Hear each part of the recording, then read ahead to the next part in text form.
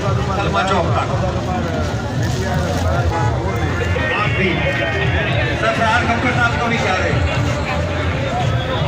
ये जो सफेद गाड़ी है ये जरा पीछे कर दे, सफेद गाड़ी पीछे कर दे।